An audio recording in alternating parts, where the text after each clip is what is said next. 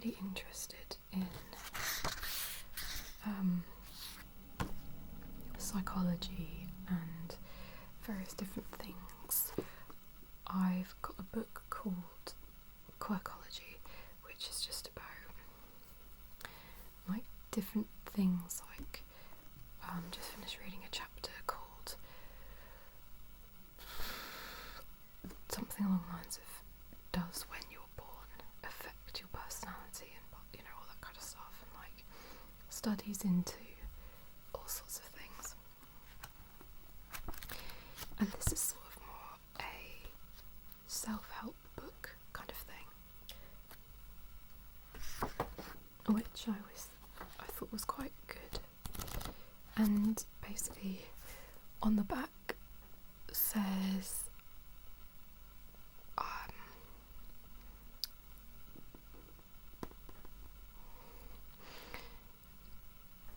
do you sabotage your own happiness and success? Are you struggling to make sense of yourself? Do your emotions sometimes dictate your life? Yeah. The chimp paradox is an incredibly powerful mind management model that can help you become a happy, confident, healthier and more successful person.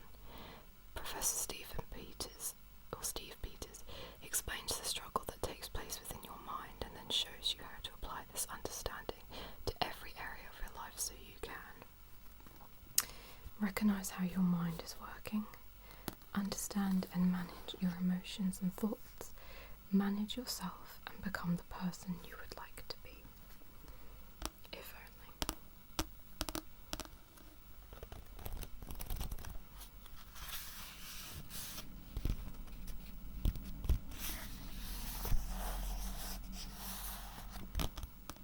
Basically what they're saying is the chimp is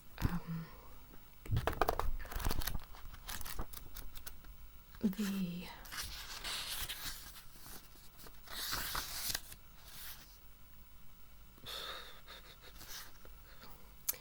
emotional part of you.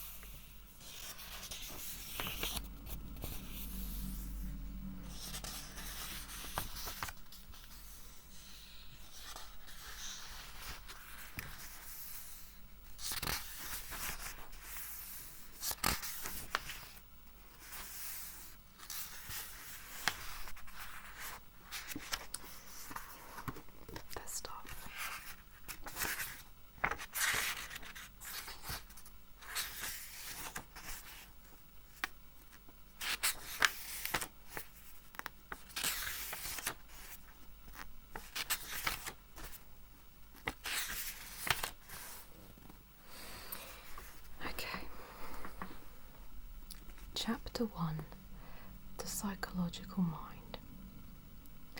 As we begin our journey across the universe, we need to have a basic understanding of what it is inside our head and how it works.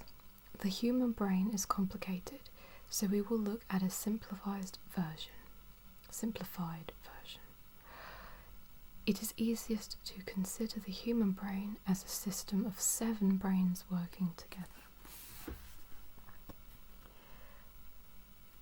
I don't know if you can see that, if it's too light.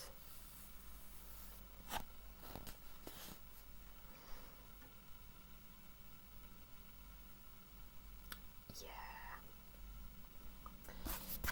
Anyway, a picture of the brain basically. Within the chimp management model, 3 of these brains, frontal, limbic, and parietal, combine to form the psychological mind, and we will only look at these brains. Remember that scientifically this is far from accurate, but it will give us a working model.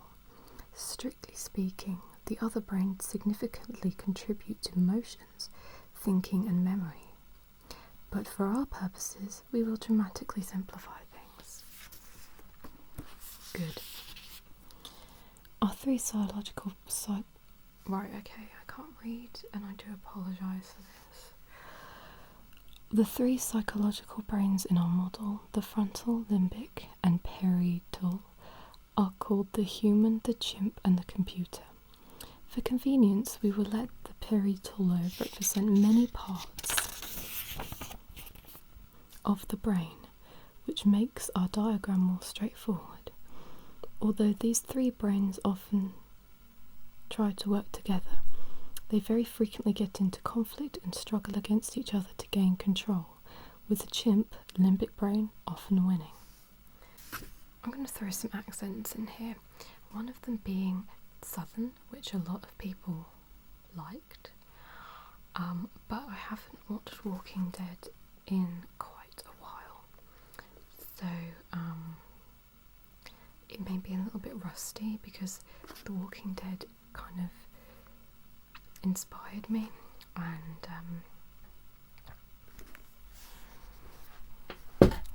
shut up, Jeff. Okay. Right. Introducing the chimp. When you were in the womb, two different brains, the frontal human and limbic chimp, an emotional machine, developed independently and then introduced themselves to each other by forming connections. The problem is that they found they were not in agreement about most things. Either of these two brains or beings could run your life for you, but they try to work together, and therein is the problem. The human and chimp have independent personalities with different agendas, ways of thinking, and modes of operating. Effectively, there are two beings in your head. It is important to grasp that only one of these beings is you, the human. Don't know how good that was anyway. The chimp is the emotional machine that we all possess. It thinks independently from us and can make decisions. It offers emotional thoughts and feelings that can be very constructive or very destructive. It is not good or bad. It is a chimp. The chimp paradox is that it can be your best friend and your worst enemy, even at the same time. The main purpose of this book is to help you manage your chimp and to harness its strength and power when it is working for you and to neutralize it when it's not. Oh, snap diddy snap. When people have accidents that damage their frontal lobe, or where they have a disorder or illness affecting the frontal lobe, their personality alters. Effectively, the human part of the brain stops working, and the new personality that presents is the chimp. Very often, people affected in this way will become disinhibited and lose their judgment, or they can become apathetic or have outbursts of aggressive behavior.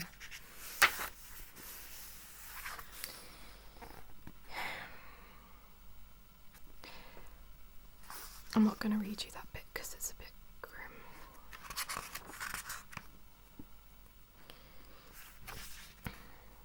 Maybe I will read it.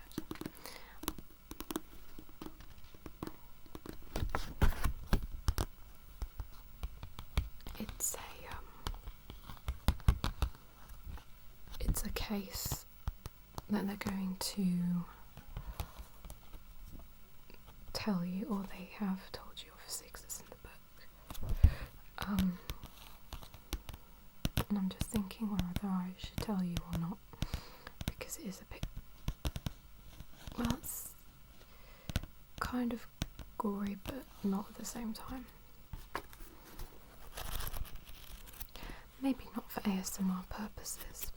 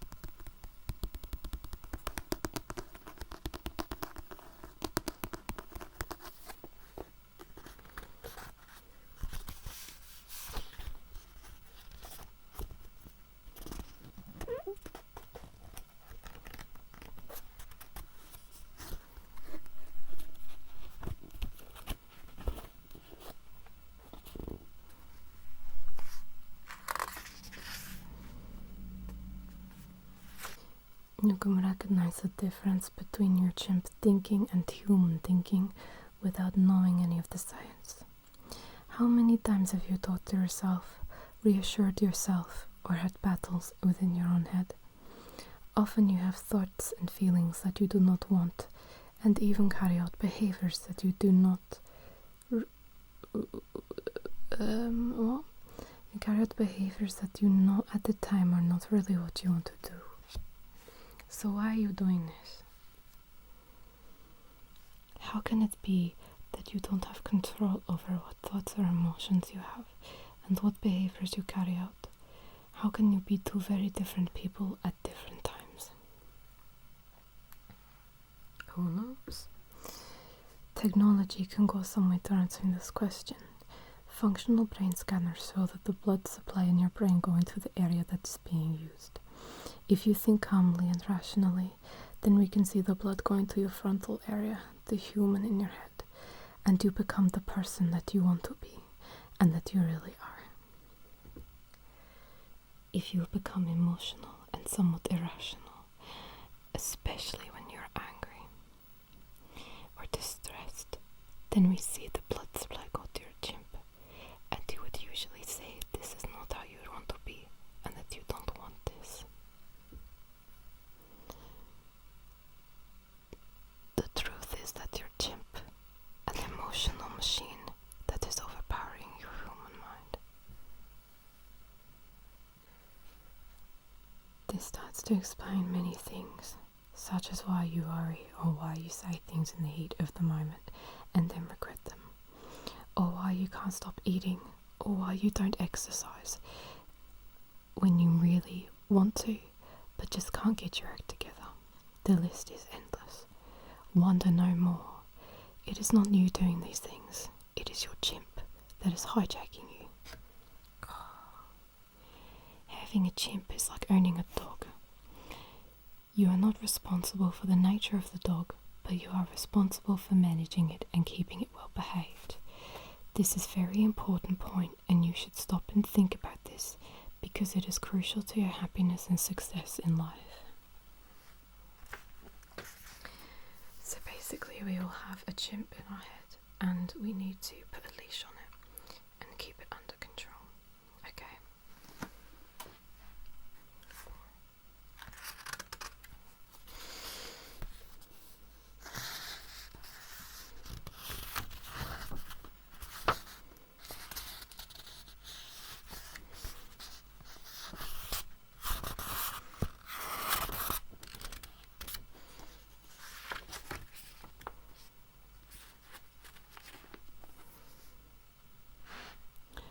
To reiterate, the chimp within your head is a separate entity to you. It was born when you were born and actually has nothing to do with you as a human. It is simply part of your machinery. For example, when you were born, you were given a certain colour of eyes. You didn't choose this colour. It was given to you. It was in your genes. There isn't much you can do about it, so you accept your eye colour and get on with your life. Similarly, you didn't choose your chimp. It was given to you, and you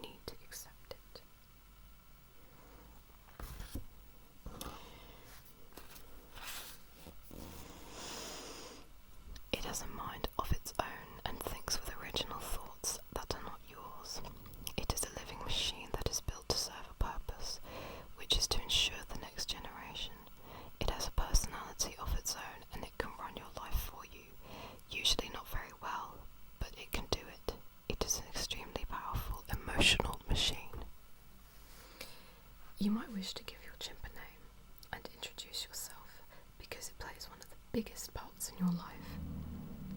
Throughout your life, you, the human, and your chimp, your emotional thinking machine, will often do battle.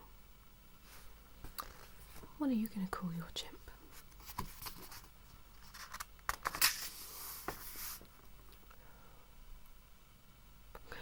I'm going to call mine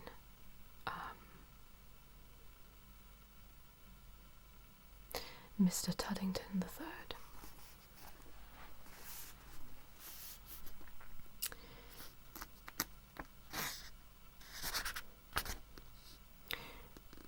What should I do next?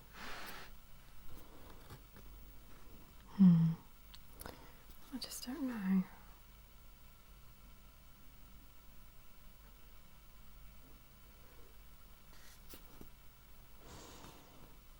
The psychological mind therefore has two independent thinking machines that also independently interpret our experiences.